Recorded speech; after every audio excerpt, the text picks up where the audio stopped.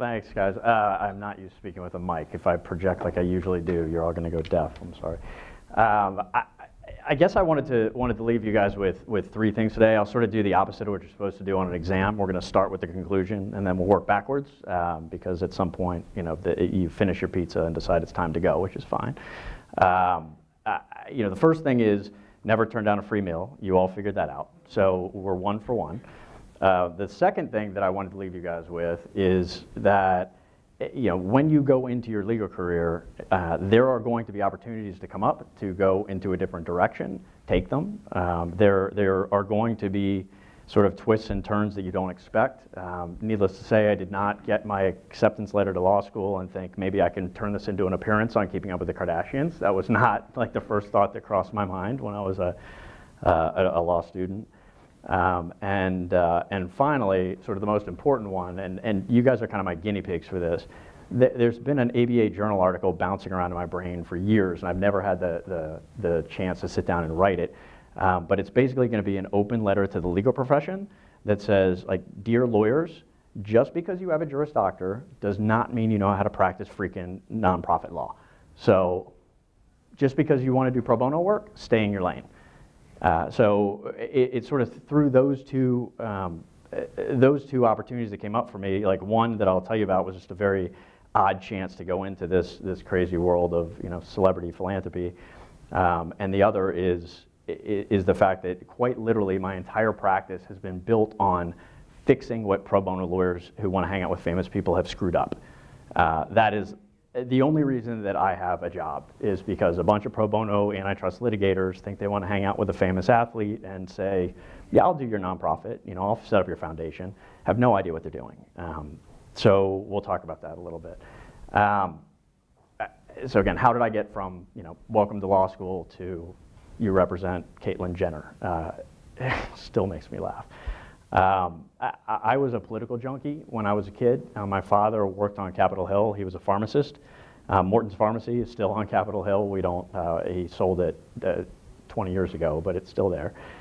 So I sort of grew up knowing that I wanted to be involved in politics, and went to undergrad, studied economics and public policy, worked on the Hill for a while, worked in campaigns, got a little burnt out, sidetracked for a number of unrelated jobs that aren't really relevant, and then literally got a phone call when I was 27, 28 years old from an old professor who said, all right, I've let you play around for long enough, it's time to go back to school. And I said, what the hell are you talking about? And she said, you need to come back and get a graduate degree.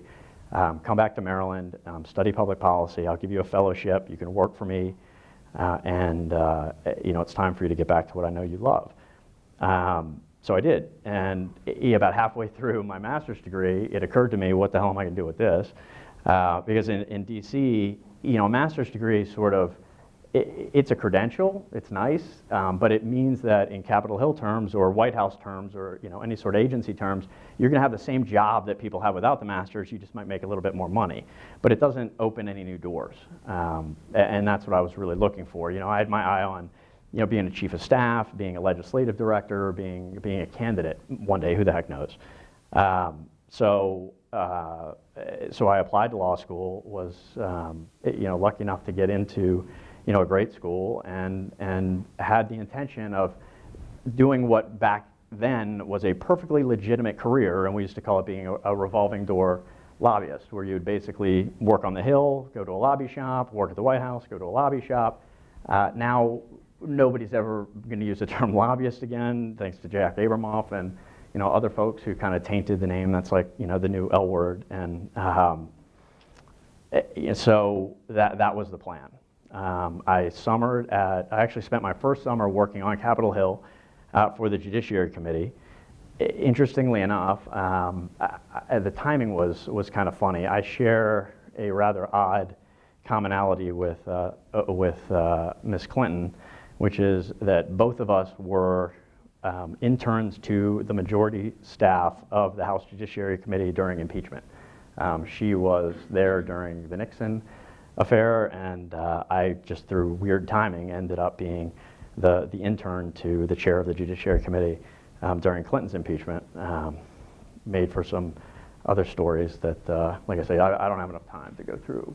I mean, he knows you hit play and the war stories just kind of, all I am is a bunch of cliches and war stories that are kind of loosely tied together, and we'll see how they come out. And so that was my first summer. Second summer, I went to a law firm and was interviewed with all these different lobby shops and or big firms that had lobbying practices.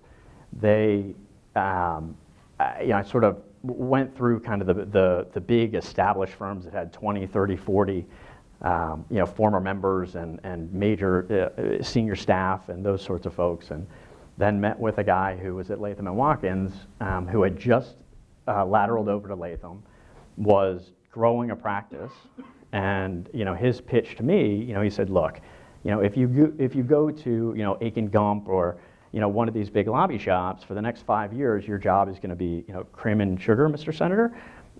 Where you come here, you're going to be my number 2 guy, and we're going to grow this practice together, and we can really build something. And since I'm a Democrat and you're a Republican, you're going to be the chief Republican lobbyist of Latham & Watkins the day you start here. I was like, all right, that sounds pretty cool. So he sold me. I took the job. Went back for my 3rd year. This is now 2000, well, 99, 2000. Got out and took the bar in the summer of 2000. Got to Latham, and the managing partner said, we have a little problem. So what's that? He said, well, you were hired to work exclusively for Nick, the chair of this practice. Nick is on a 6-month leave of absence to help his college roommate Al Gore run the presidential campaign. So we don't know what the heck we're going to do with you. I was like, okay, great. I'm thinking I'm about to get fired. And he said, we have an idea, and here's what we're thinking. For the next few months until Nick gets back, we're gonna have you do some litigation to kind of work on your writing skills. We're gonna give you cases that involve some aspect of public policy, because we know you love that. And I worked on some fascinating cases, including the most interesting one, the first one that I got. I worked on defending a case that was filed by former North Vietnamese soldiers and their families who were suing U.S. chemical companies for latent birth defects caused by the Agent Orange that we dropped during the Vietnam War. There's, of course, the famous case involving U.S. servicemen, but this was the first case where foreign nationals, former enemy combatants, were suing U.S. chemical companies. And why were they suing the chemical companies? Because they couldn't sue the government because they had sovereign immunity. So they were trying to go after the chemical companies. And it was a really neat case because it involved going into the archives at the Library of Congress and trying to figure out, like, what did the government know about Agent Orange? What did they know at the time? Did they know about the defects? Because there's sort of this principle of what's called government contractor defense, where if the government contractor sort of did what the government said and did it the way the government said to do it and didn't learn anything that they didn't share with the government, then they got sovereign immunity. So that was the case. And I got to go look through all these old congressional hearings and congressional testimony, and so they kind of kept me interested that way. And they said the second thing we want to do until Nick gets back is have you do some pro bono work. We're not going to let you represent any of our commercial clients without a supervisor, without some partner who's overseeing you, but maybe you can build your build your Rolodex on Capitol Hill by representing some nonprofits and helping them with legislative work. Is even though you don't have a partner supervising you, you're a hell of a lot better than what they've got now. I was introduced to an organization, one of the most idiotically redundant names you'll ever run across is the Women's Commission for Refugee Women and Children. Anybody not know what they do? Like, they're pretty descriptive, right? And they had this idea to write a bill to introduce in Congress that was going to restructure the way that what are called unaccompanied alien minors, kids who get picked up by Border Patrol without any parents. What do we do with them? At the time that we started the project, they were, the way that it worked was that what was then the INS, now Homeland Security, they picked them up. They were responsible for, obviously, deportation. I mean, their job is to get illegals out of the country. But because they had possession of the kids, because they had custody of the kids, they were also responsible for the best interest of the child, right? I mean, that's the one thing I remember from, like, family law. I took the class, like, when in doubt, just write best interest of the child. Like, I remember that from, you'll hear that in Barbary. That will tell you, if you don't, like, if you get any question on family law, just write those 5 words as often as you can and you'll pass. so we were arguing that's a pretty inherent conflict of interest, that the law enforcement agency, whose job is deportation, is supposed to ensure the best interest of the child. That doesn't make sense. So we drafted a bill. It was introduced by Dianne Feinstein that, basically our idea was we're going to break the conflict by saying within 72 hours of picking up a kid, the physical custody has to be transferred to Health and Human Services. We created a new office in Health and Human Services that still exists, and I have to admit this was my own little inside joke. It's called the Department for Unaccompanied Children's Services, which I thought was hilarious to be the DUCS office. Nobody picked up on it, so you can Google it. It exists. There's a DUCS director. That's somebody's title.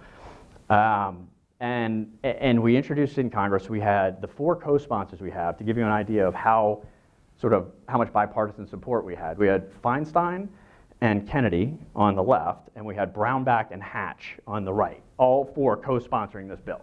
Like, pretty difficult for people in the middle not to support a bill that has 2 of the most liberal members and 2 of the most conservative members all on the same side. So as we were sort of going through lobbying for the bill, I was working with this organization and went to their annual gala. There was an actress who was emceeing their annual event. It was like 1,000 people at this ballroom in New York. And she had a connection to one of the board members. She was speaking, and we met afterwards, and we're just chatting a bit. And I told her I represent the Women's Commission, and she said, "Oh, well, I just founded this nonprofit, and we don't know what the hell we're doing. Would you like to work with us as well?"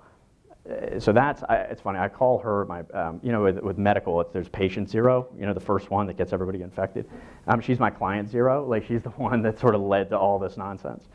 So I started working with Julia, and we formed a nonprofit. It was the first 501c3 application I did, and she started lobbying Congress. I mean, she was just incredibly brilliant, incredibly insightful, and I had asked her in that first meeting, I said, have you ever thought about coming to Washington and meeting with some members to tell your story or testifying before hearing? And she goes, "Wait, you could sort of set up meetings with members of Congress and testify, and I could testify?" I was like, "Well, I'll see what I can do. I don't know. I'm not sure." And she's like, "Oh my God, that would be amazing. I can't even imagine what that would be like." I was like, I'll give it a shot." Then I call up the House committee and was like, "How would you like Julia to come and testify?" Like, "You could get Julia to come and testify?" So it's like, I'm worthless in this equation. Like, all I did was like take 2 people, each of whom thought that they were getting the better side of the deal, and put them together. So she came to Washington. She testified about her issue, which was refugee rights. And the hearing room is packed. It was like paparazzi everywhere. And this is now 2001. This is long before Clooney and Bono and Angelina, and now sort of everybody with like a cameo appearance on a Lifetime drama series thinks they're a lobbyist. But back then it was sort of unusual. So it was a big deal, and she goes back to Hollywood, and there's press everywhere, and her actress friends or actor friends were saying, "How the hell did you do that?" She said, "I don't know, I met this jackass lawyer in DC, and he set it all up." And so my phone starts ringing off the hook with these actors who were like, "I hear you're the guy that can bring me to DC to talk about my nonprofit." I went to the Latham management. I said, sort of interesting development. Here's who just called me and wants to come and testify.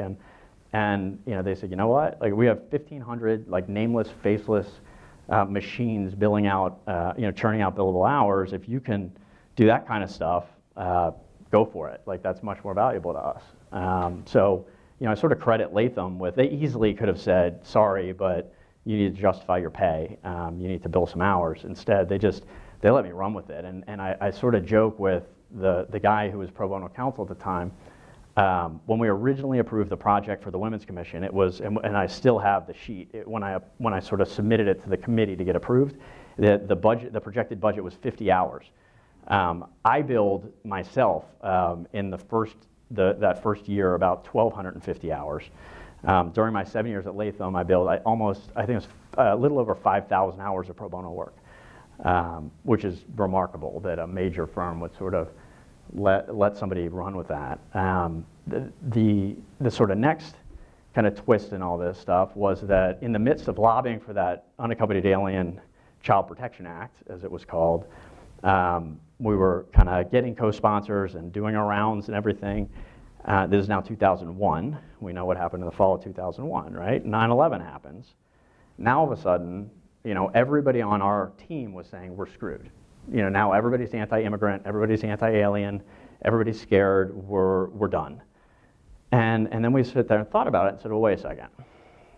Maybe we have an opportunity here to really bring people together because of who's co-sponsoring this bill and what they do.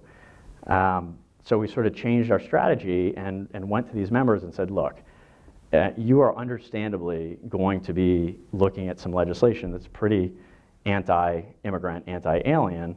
What we have here is a bill that you can point to that if you get accused of that, of being this xenophobe, you can say, no, because here's a reasonable bill that I'm supporting because it makes sense and it doesn't jeopardize national security. The message, resonated great. All of a sudden, we started to get some press, and I remember this is how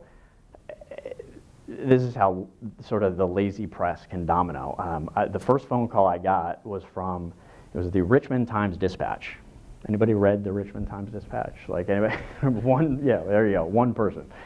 And they interviewed me about the bill, about these unaccompanied kids, and the next day I get a call from the Washington Times, which is not even around anymore, but that was sort of the alternate newspaper in DC.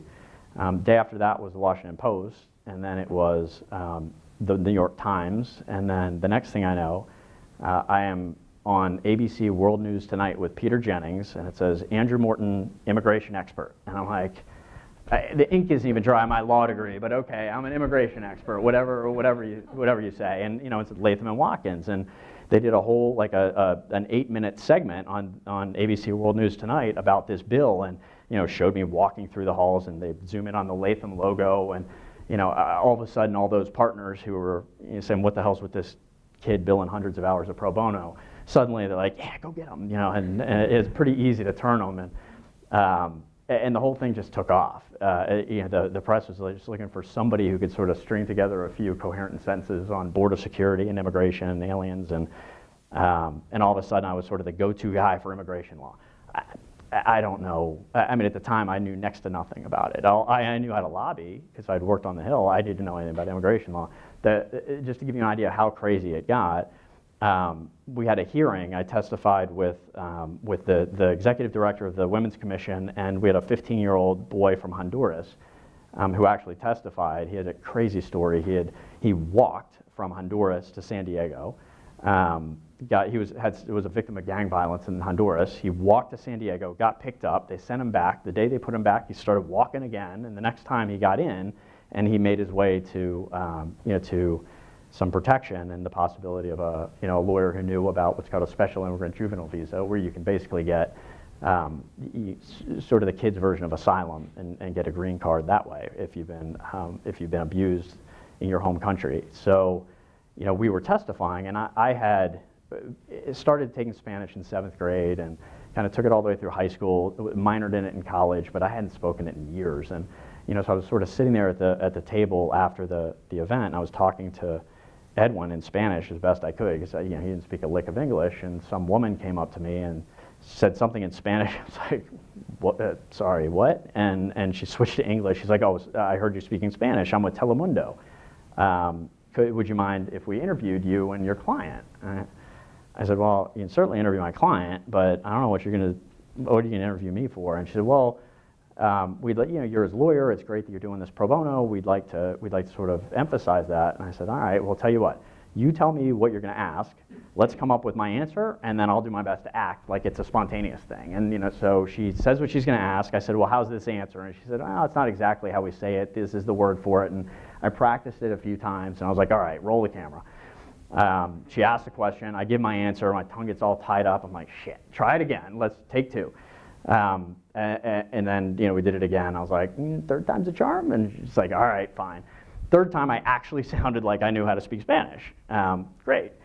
What I didn't realize is this is now on Telemundo. The next day, my phones are blowing up, and it's, I don't know, how many of you guys know what Sábado Gigante is? You ever seen that show, that crazy-ass Spanish show? with this guy. It's like a talk show, variety show, game show, like with people dancing, like half-naked women and like people in costumes, and it's absolutely bananas, this show. They want me on the show with Edwin. I still think to this day I'm the least talented Spanish speaker who has ever appeared on Top of the Gigante. That's like one of my claims to fame is, I actually made it through. So they fly me down to Miami. I'm sitting there with Edwin, and the same thing. I was like, you got to tell me what your questions are, and then I'll memorize an answer. And so he shows me the cards, and he's like, here's what I'm going to ask you. And it's great. I probably should have like had this tape is so embarrassing, but whatever. It is what it is. He sort of. I told the producers. I said, I'll tell you what. Since I'm not really fluent, like, can we have like somebody that I know in Miami who practices immigration law, and she can be on the show with me, and that way, there's sort of backup where if you can sort of ask a question to both of us, and if I don't say anything, she can start talking. And they said that's fine. So it's it's Don Francisco, the big flamboyant host, and then Edwin and me and this woman are the guests, and the chairs are lined up, and we're sitting there, and the segment before us finishes, which by the way was, does your pet look like a celebrity? That was the segment leading into the pro bono lawyer helping immigrant kids. So we're like in the green room. I'm literally in the green room with my client, and there's like dogs and cats and women in bikinis, because the segment after us was the Miss Tropicana contest, where these women danced around in string bikinis for him to decide who was the best looking, and like measure their bust. And so it was so offensive, the whole thing, but it's Latin culture. What are you gonna do? And then the segment after that was two couples in their pajamas who were competing to see who could pop the most balloons by like replicating sex acts on a bed that was on the stage. So again, just to put this in context, it's, does your pet look like a celebrity, human rights attorney, and then half-naked women, and then people popping balloons by going like this on top of the bed, like two beds on the stage. It was the craziest experience I've ever had. We get up on stage, and Don Francisco walks to the second chair, and he was like, Edwin, aquí, and then he says to the woman, aquí, Andrew, siéntese aquí. And I'm like, uh-oh. Like, he puts me on an island, like on the other side, because the whole plan was, I'm going to be down here with Christina. He's going to ask a question. I said, if I don't start talking, you just go at it. And then now I'm over. It just no parachute, no like lifeline. I'm done. So he sort of goes. He's talking to Edwin and he's talking to Christina, and then he turns this way and he's like, Senor Morton. And they show me. I am like dead white, just looking at him like a deer in headlights. He finishes a question. I don't even hear the question. I was like, I hope that he asked what he said he's going to ask, because I'm just going to start saying my answer. Like if he said, Senor Morton, what is your favorite movie? The answer was going to be like, we have a bill in the Congress of the United States that's going to help immigrant kids. And was thinking there better not be a follow-up question, because I got nothing. This, by the way, all still under the category of like opportunity to, like, this is where things can go. I mean, this is, yes, me just rambling on with a bunch of war stories, but again, this is what can happen when you sort of see an opportunity and take it. Like, you don't want to wind up at a law firm and think that all they want you to do is put your head down and bill hours. I mean, that's true, unless you can convince them why it's not. Latham showed a tremendous commitment to pro bono. I did not come into the firm expecting to do 5,000 to 6,000 hours of pro bono, and they were. It wasn't even. I'd love to say that like I had to work my tail off to convince them. It was easy. It just sort of one thing led to another, and they loved it. At the end of the day, now all of a sudden I have an interesting practice. They're getting all this earned media. There's no. I've always wished that there was some way for me to kind of quantify what effect I had, but I have to believe there was, some sort of a CEO who had seen that piece, who was touched by that piece about helping immigrant kids, and was in the position, or a general counsel who said, all right, there's 2 or 3 law firms here, they're all the same. Why don't I pick the one that seems like they have a big heart, the one that seems like they're committed to pro bono? And I want to believe that that's happened. I can't prove it, but that's certainly what the law firm felt, that that there was tremendous value in doing something different. So that's kind of and then the rest of the story is kind of quiet. I mean, I was 7 years at Latham. Despite how much they appreciate what I did, I was not making partner as a celebrity philanthropy pro bono lawyer. So after 7 years, they just basically said, you got to move on. I ended up going in-house, then to another law firm before I finally, it had nothing to do with this work, before I finally realized, what, I love the government relations. I love working with the power of celebrity. That's the kind of reality moment that I had was, we live in a society where people care what famous people eat. They care what they drive, they care what they wear, they care who they marry, they care who they cheat on. Maybe they care what causes they support. So my whole tagline for years has been, this cliche sort of leveraging celebrity into philanthropy and just using that kind of the bully pulpit of being famous to advocate for nonprofit work. And ultimately, I just left this law firm, started my own shop, and I had all these clients who said, "Look, you've been representing us pro bono forever. Like, we'll pay you if you actually leave the firm and start your own. We'll start paying you. We owe you tremendously." So I did, and started to grow the practice. The networking in that world is pretty easy. They all talk to each other. They all see what each other's doing. They're all jealous of what the other people are doing, especially when they get earned media. And the one question, it's funny, I get asked all the time and I can't answer it, is like, how did I pivot from Hollywood to athletes? I don't remember who my sort of athlete zero was.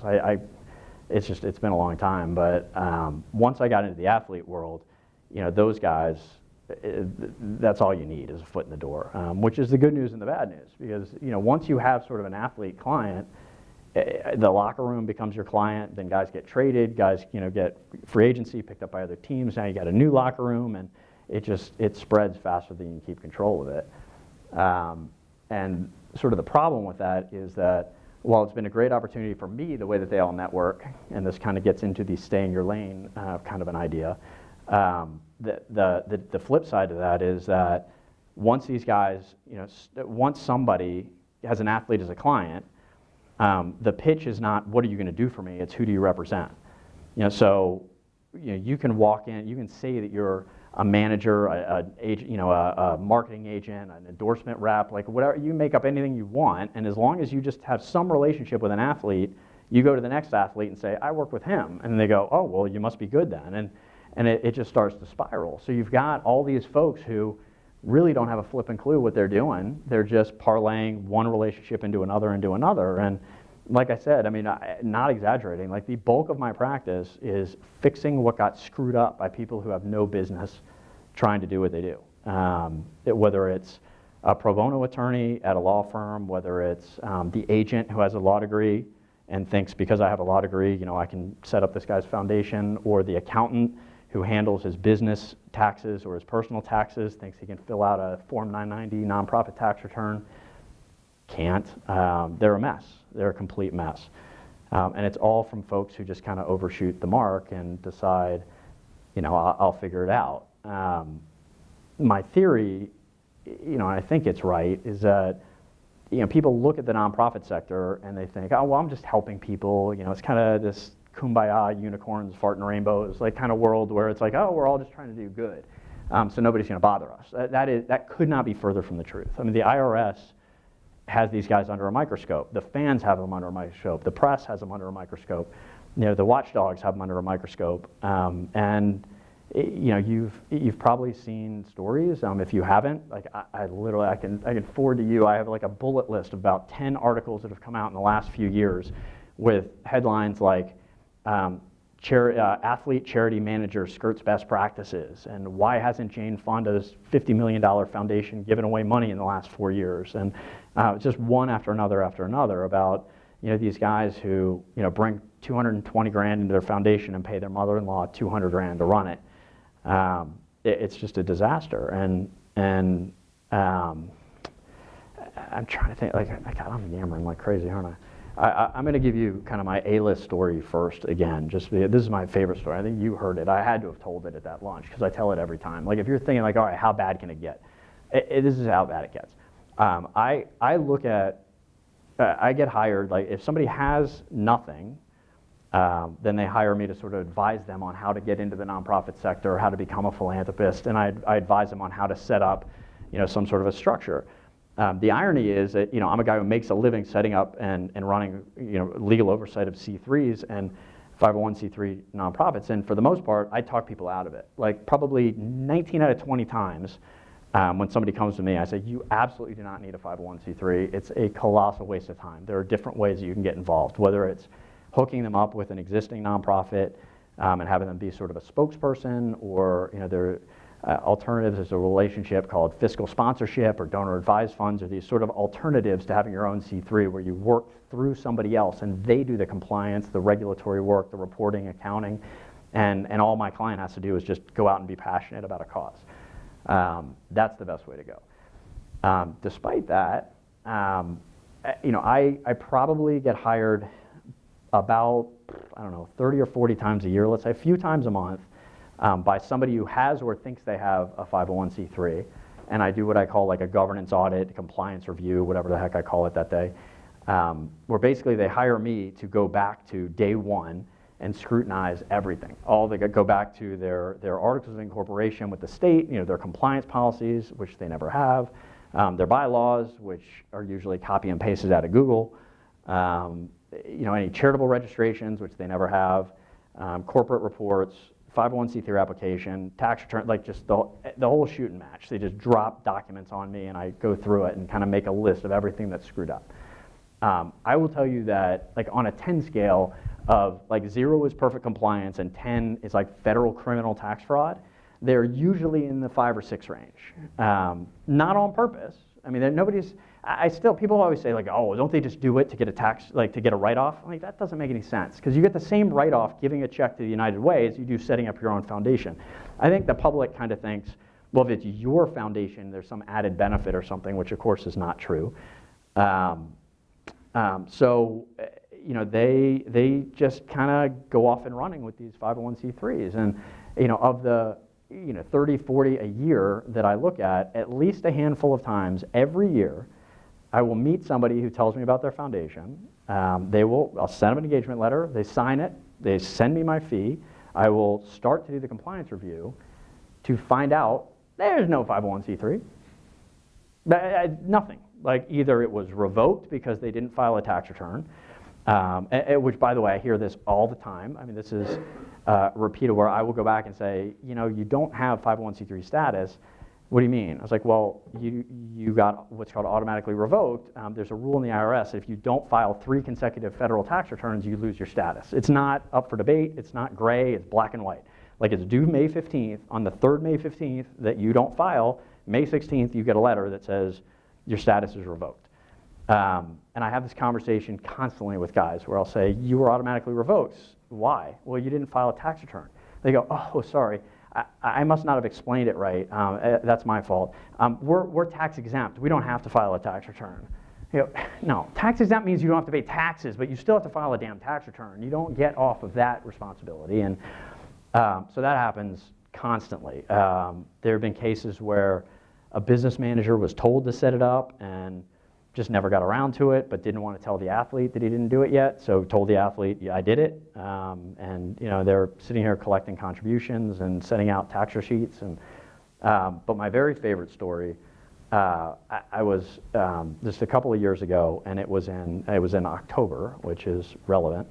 I get this phone call, and my phone rings and it says unknown number, which either means it's going to be a client, a prospect, or somebody who I owe money to. So I don't always pick up the phone. I figured they'll leave a message, and I picked up the phone this time. I was like, Andrew Morton, and he's like, hey, you're that athlete philanthropy guy, right? I was like, yeah. He goes, oh, this is so and so. I'm thinking, oh man, this guy's on my fantasy football team. Like, this is really cool.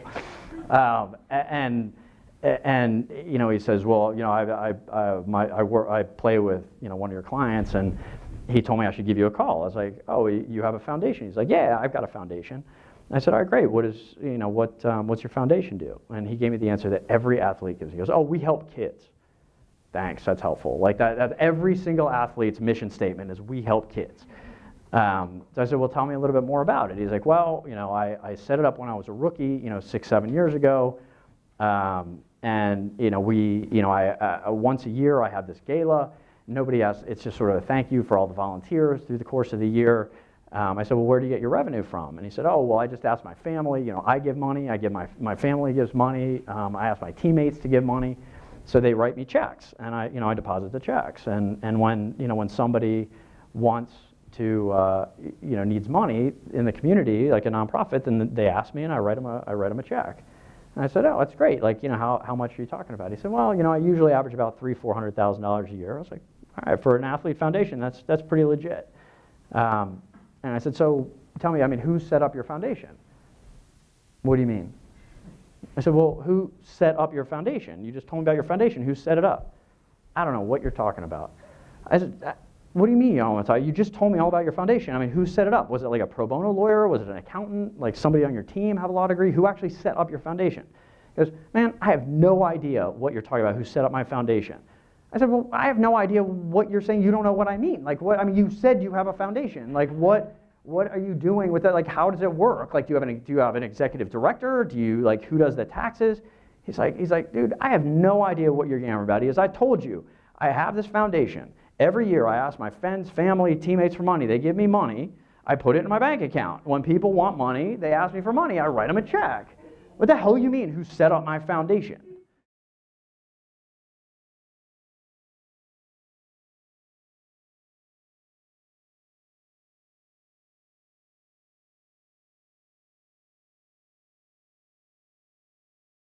Foundation? I went, oh my God. Excuse me, you can edit that out.